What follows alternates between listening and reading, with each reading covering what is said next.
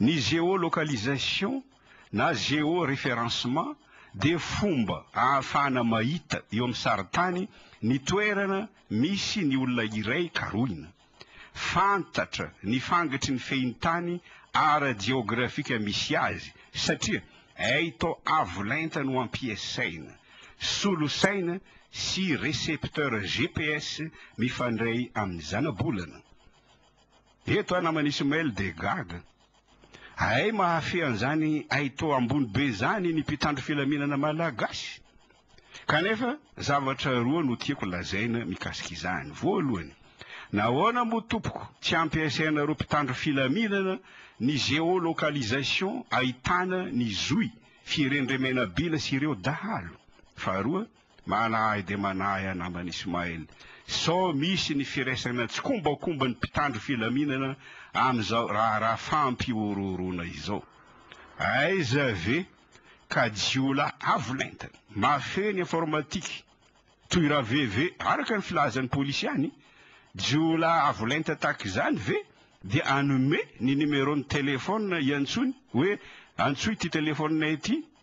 mba andoavanareo ny 10 milliards, na ny jiola bado indrindra aza tsy anao fahadisoana tahaka izany. De tadidiko namana Ismaël ny zavan-tranga tamin'ny andron'ny Repoblika faharoa dia ny fifanenjena noho ny affaire Calumet, nisy fifampitifirana era ny arabeny Antananarivo tamin'ny revolver, toy tany Chicago tamin'ny andron'ny Al Capone, tao koa ny fanafiana ny trésor tamin'ny Repoblika faharoa izany, ny fandrobana fiara nitondra vola tamin'ny lalana makany Antsirabe, ary indrindra ny tantaran'ny Bob Carter. Mba hanafenana ny firaisan'ny tsy kombakomba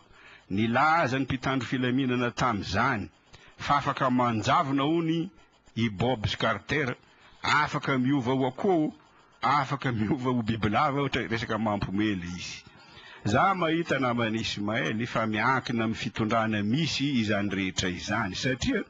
raha nandre fitondrana ny professeur Zafelbert, za manokana tsy nare intsony ny tantaran'ny Bob Carter. Amin'izao tetezamita izao miverina indray zany resaka izany, mety tsy Bob Carter ny anarany, satria tamin'ny 20 Jolay 2024 nisy nangalatra ny karaman'ny CT antoandro be nanahary zao, kanefa tsy fantatra hatramin'izao izavy no nahavandoza, satria tsy olona tokana tompoko no afaka nangalatra ny karaman'ny CT. Tamin'ny 15 avrily tamin'ity taona ity nisy nakankeriny tsy olotsotra ny tale général orinasa Henri Fraise François Raphael, ary tsy novotsorandreo mpakankeriny ity vazaha ty raha tsy nandoa vola 404 euro ny avany. Araka ny malaza niseho voaingana teo, zany hoe niseho tamin'ny 12 aogosta lasa teo, nisy fifanenjena tony tamin'ny andron'ny Bob Carter tamin'ny 12 aogostra, raha tsy diso ny fitadidiko tany Akadikely izany fifanenjena izany, de notifirin'ny zandary ny olona nilazainy hoe setra, ka maty tsy tradrano isetra. Rehefa maty izy, nilaza ny mpitandro filaminana fa isetra no nakankeriny ny tale général ny Fraise, nilaza ny mpitandro filaminana fa isetra no nangalatra ny karaman'ny CT tamin'ny 2012. De mihevitra ny vahoaka ho bado sy vendrana ireto mpitandro filaminana ireto. Araka ny hevitro namana Ismaël, mba ialana amin'izao disadisa sy izao fampiororona tsy mety misy farany izao, tokony avozana ny didy amandalana mikasika ny OMC sy ny EMO, dia sasana amin'ny eau de javel ny tafika malagasy indrindra ny mpitandro filaminana, satria lasa herim-pamoretana izy ireo, mivadika ho tandroka manoto vahoaka ny tandroka aron'ny vozona. Ary tafiditra amin'ity resaka fampiororona ty ny fambolena psikôzy, ny vakitrano tsisy farany, ny fandrobana taxi brosy, ary amin'ny lafiny ray, amin'ny lafiny iraisam-pirenena, ny fandrangarangana sazy ataony fianakaviam-be iraisam-pirenena, fampiorona koa izany. Anisan'ny sazy ny fitondrana ny mpitondra ankehitriny ho tsaraina any amin'ny fitsarana miangatra baikoa ny fianakaviam-be raisam-pirenena dia any amin'ny CPI any lahay ary tsy za ihany no mahita fa fitsarana miangatra ny CPI mahita an'izany koa ireo lehibe ny Union Africaine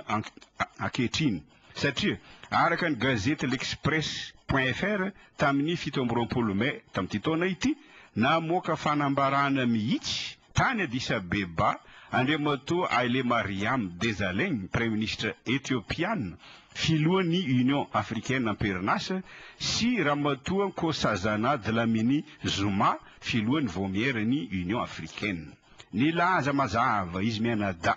fa fanenjena ara-poko no ataon'ny CPI satria saika filoha afrikana eo amin'ny 30 eo no isany no tsaraina eny amin'ny CPI avy any RDC izy Jean-Pierre Bemba zany avy any Centrafrique avy any Ouganda avy any Soudan avy any Kenya any Libye avy any Mali avy any Côte d'Ivoire Laurent Gbagbo zany sy ny sisa mikasika any Madagascar mikasika an'izany fampiororona entina hitsaraina amin'ny CPI zany za dia mampirisika anao pieno amaky ny gazety La Nation tamin'ny 4 Aogositra lasa teo voalaza ao amin'izany gazety zany fa misy olona 23 akaiky ny filohan'ny tetezamita no ampidiry ny fianakaviam-be raisam-pirenena ao anatin'ny atao hoe black list zany hoe lista mainty tafiditra ao anatin'izany lista mainty izany hoy ny gazety La Nation ny fianakavian'ny filoha Rajelona sy ireo beloha ao Ambotsiroatra tsy za tompoko no milaza an'izany fa ny gazety La Nation tokony omena sazy enjana izy ireo hoy ny fianakaviam-be iraisam-pirenena satria mpanao asa fampiororona mpanao varo-dratsy tsy ara-dalàna mpanisy sakana amin'ny fivoahana amin'ny krizy izy moa no afaka hanome sazy za ndray mametraka zany fanontaniana zany valiny ny CPI any lahay ary ampatsiahivoko anao pieno ny teny nataony andriamatoa Christian Mukosa iraka nalefany Amnesty Internationale tamin'ny taona lasa izao ny teny nataony Christian Mukosa rafitinina manao fandriam-pahambahoaka ny mpitondra tetezamita ankehitriny any atsimo tokony samborina izy ireo mba ho tsaraina ka lola harana amin'izany hoy Christian Mukosa ny manamboninahitra ambony ao amin'ny tafika ary no mafisy ny andriamatoa Salil Shetty secrétaire général ny Amnesty Internationale izany tenin'ny Christian Mukosa izany tamin'ny tatitra fa 50 ny Amnesty Internationale finitiniko tahaka izao any Madagascar hoy ty secrétaire général ny Amnesty Internationale ty tsy manaja ny zon'olombelona ny mpitandro filaminana malagasy satria mamono sy mampijaly olona manao fisamborana tsy amin'antony mampihorohoro mpanao gazety sy ny mpisolo vava mampiditra olona amponja tsy hisy fitsarana tamin'ny 20 septambra 2022 ho ihany ty tatitry ny Amnesty Internationale ty ny tifitra olona 3 ny polisy ny jiry kanefa afamaina tamin'ny 7 desambra 2022 tany Toliara no vonoan'ny polisy ho faty ny mpitsara Reavana Michel tamin'ny 17 jolay 2022 teny amin'ny 67 hektara no samborin'ny polisy ny fipy dia no vonoiny ho faty ny soferan'ny taxi Zeno aja ary manany any reny na bota kanefa afamaina ireo polisy navandoza no tazomina any amponja ireo rakontom-pana andrifaly mpiasa ny NBS taloha na dia marary aza sy ny sisa no tsy pahany ireo mpomban'ny fitondrana izany tatitra nataony Amnesty Internationale zany nilaza ny lehibe ny mpitandro filaminana tamin'ny 20 novambra tamin'ny 2022 fa tsy nisy fandriam-pahambahoaka izany tamin'ny opération tandroka satria aradrariny ho izy ireo sy ara-dalàna ny asa nataony mpitandro filaminana tany Atsimo tsy nandeha tany akory ho izy ireo ingiaka Christian Mukosa fa nijanona atao amin'ny hôtely ny teto Antananarivo nandeha fotsiny mpanao politika mpanohitra nanao fanambarana tahaka izany koa andriamatoa Tsiebo Maleo mpikambana CST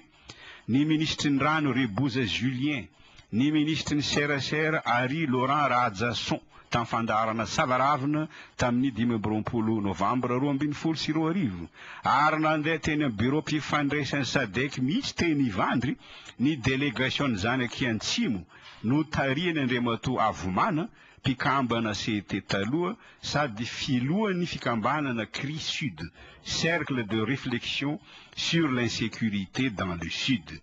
Tsy izany rehetra izany anefa no afaka isakana ny fitsarana ny filohan'ny tetezamita sy namany any amin'ny CPI satria tsy maharesy lahatra ny tompon'andraikitra any ivelany ny fihetsiketsehana ataon'ireo mpomba azy ireo hoy ny BBC. Raha misy mpiasa-panjakana ambony, raha misy manamboninahitra, raha misy mpitsara, raha misy administrateur civil mbola madio tanana mihaino ay amin'izao fotoana izao amporisiko an-tanandro izy ireo mba ho mailo amin'ny fanatanterahana ny baiko omeny mpitondra.